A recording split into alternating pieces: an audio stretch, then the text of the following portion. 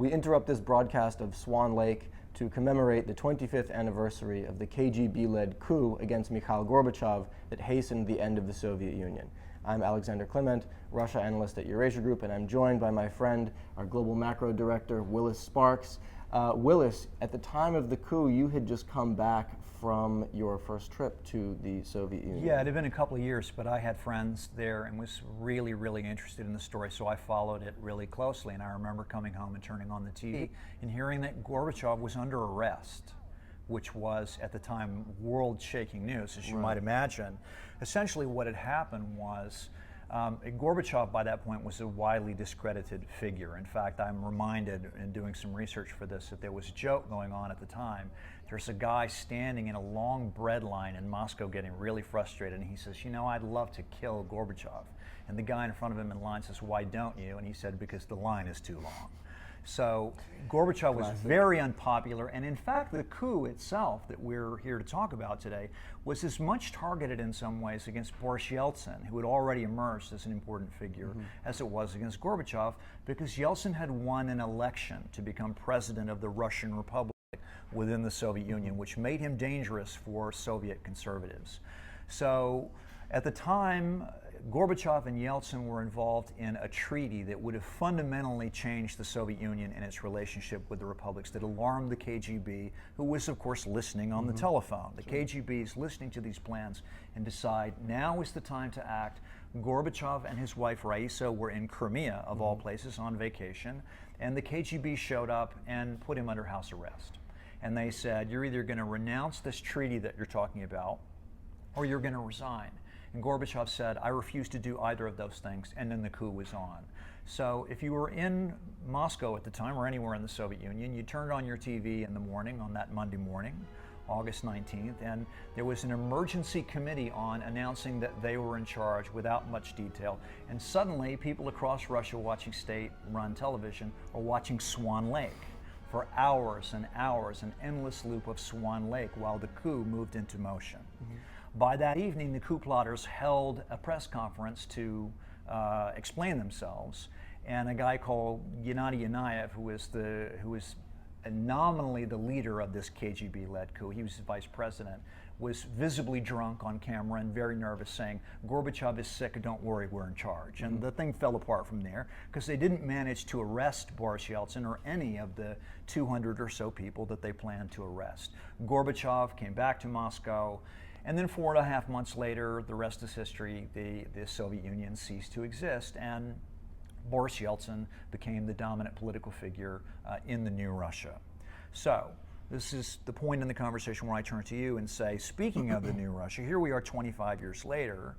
What do we know about how people in today's Russia remember that coup 25 years ago and its impact on the fall of the Soviet Union? What do they remember, and what do they think about it? Yeah. I mean, views on the coup in Russia have always been very divided, right? It's sort of one of these questions, you know, tell me what you think of the coup and I'll tell you who you are type of thing in Russia. Right.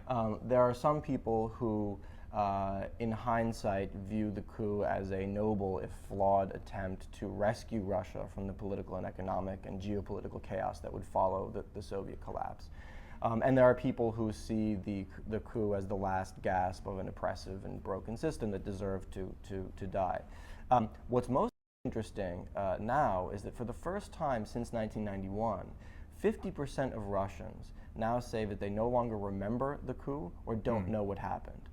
And that kind of vacuum of historical memory, I think, is significant in a country where 90% of the population say they get their news primarily from state-dominated media. And you've got a whole generation of Russians now that are just not old enough to remember this stuff. Exactly. Right? Yeah. So that's significant. I mean, and you know, it's significant because it gives the state tremendous power to shape how Russians view their recent history, how Russians view the Soviet collapse. So speaking of the state, yeah. I'm asking what Russians are thinking and saying about it. Let's talk about President Putin now, because one of the ironies of the coup is that whatever he thinks about the events 25 years ago, at a time when he was serving in the KGB and resigned apparently during the coup, the emergence of Yeltsin created, as we know, the emergence of Putin. Yeltsin named Putin as his designated successor. Here we are 25 years later. So as the Russian government commemorates the events of 25 years ago, the coup, but mainly the dissolution of the Soviet Union, How does President Putin explain this to the Russian people in a way that is consistent with his current political goals? Well, so Putin owes a lot to the collapse of the Soviet Union in the sense that it sort of put him on a track to ultimately becoming president of Russia. He's also spoken, in terms of, he's spoken about the Soviet collapse in kind of negative terms as well. He once said it was the greatest geopolitical catastrophe of the 20th century.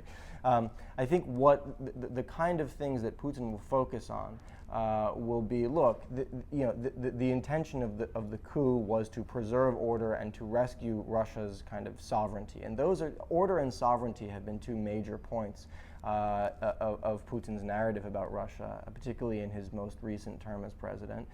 He's always cast himself as a person who is pulling Russia up off of her knees, kind of rescuing Russia from the humiliations of the 1990s. And I think we can expect a lot of that narrative to come through in how the state frames not only the coup anniversary, but also the anniversary of the Soviet collapse. And next year, of course, will be the 100th anniversary of the Bolshevik Revolution, which will come on the eve of Russia's next presidential election. So there's a lot to, there's a sort of rich historical stew for the Kremlin to draw on over the next year. But Putin, over the course of this fall, can talk about this as a cautionary tale of what happens when the state is not in control and law and order is very much at risk. Yeah, I mean, Putin once wrote that the greatest threat to a government is paralysis of the state. And I think that was one of the big lessons that he drew from the Soviet collapse, was that the system may have been bad, but that the biggest problem was that the state itself became paralyzed. In a lot of ways, Putin has dedicated his entire political life in Russia, among other things, to preventing the Russian state from becoming paralyzed or weakened the way that it did after the Soviet collapse. And paralysis of the state is the great legacy of this coup from 25 years ago.